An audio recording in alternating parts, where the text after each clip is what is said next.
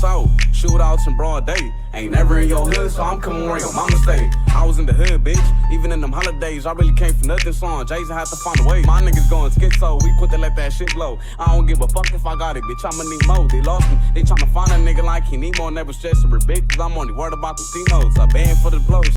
Alright, what's good, YouTube? Today I'm breaking down the Drex the joint bounce out type beat. I did not make the beat myself, but I listened to it and I kind of recreated it, and hopefully this can help you guys learn something, and you guys can use it in your own production as well. So basically the thing with these, first things first, is 103 BPM. We're in D minor. The thing with this one that's kind of different is it's in D minor, but it's in this Phrygian scale. So basically what this Phrygian scale is it gives the second note just one semitone above. So it kind of gives it that dark feel.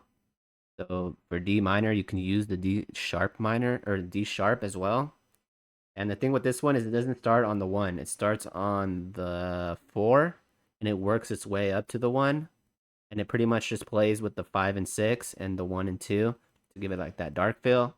And the key with these is you want to make them repetitive, catchy, and you want to play with the rhythm. So I'm going to play it for you guys real quick, and then I'll break it down a little bit more further.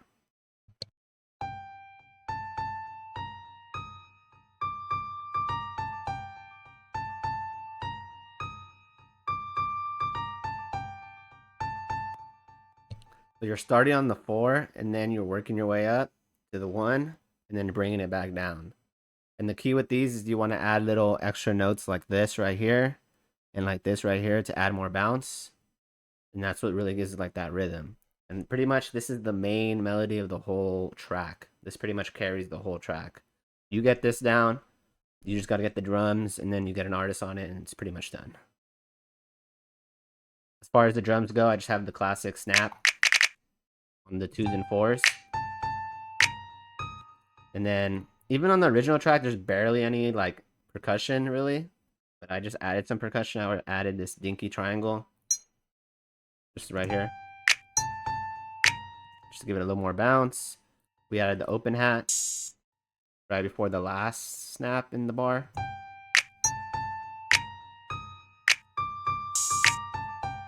Just for a little more bounce. The hi-hats, usually on these, I would do like something like this. Start it off, but on the original track of this, they didn't do that. They just put the rolls. This is another thing you could do. Instead of doing like a constant hi-hat, you just do the hi-hats with the like where the rolls would be. And like a good spot to do the rolls usually on these type of beats would be before the snap or clap, like right here. Or another one that I've seen a lot is they do it at the end of the bar, so like right there, and then you'll just Control Alt U, and then you just do the roll like that. But on these, they just sound like this.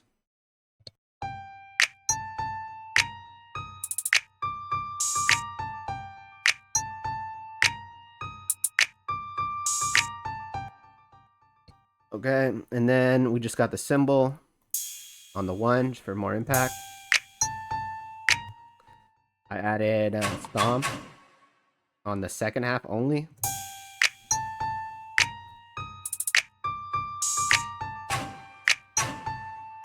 You gotta have this stomp for the West Coast beats. And then this rim, super classic rim. I just did it like a kind of a roll at the end.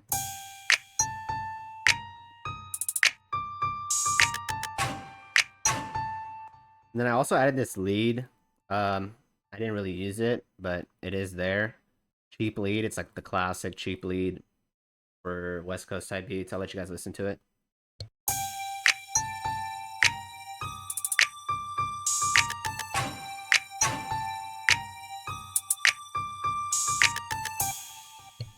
So as you see, it's starting on the G, and then it's going up to the D.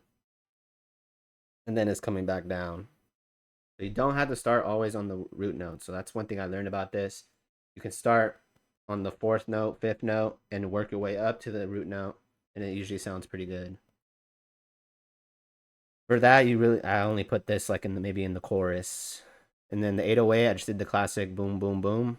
3 hits, and then 1 hit. and then just a high note, and then bring it back down. I'll let you guys hear it.